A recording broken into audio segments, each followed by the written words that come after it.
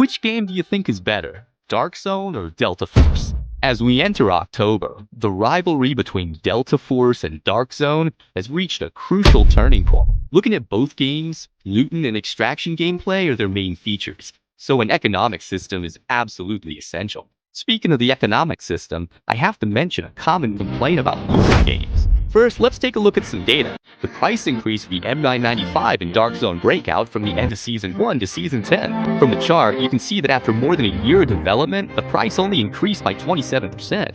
This means the inflation rate in Dark Zone is actually very low. Plus, the average value players extract per match has gone up, and the ways to earn in-game currency have become more accessible to everyone. So the inflation rate is almost negligible. Our economic foundation determines the nature and direction of the superstructure. In the Dark Zone, most of our wealth is still earned through hard work.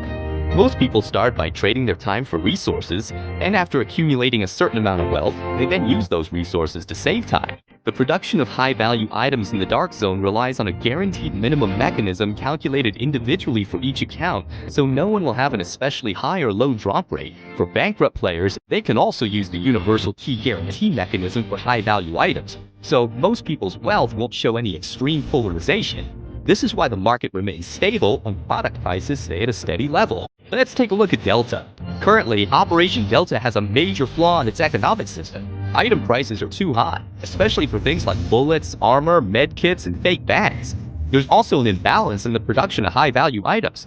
This imbalance can reduce the purchasing power of currency, diminish the excitement players feel when they get valuable drops, and cause item prices to skyrocket uncontrollably, eventually reaching an unmanageable point. Even after bringing out high-value items, once you factor in the cost of preparing armor and restocking a large amount of ammo, there's usually very little left over.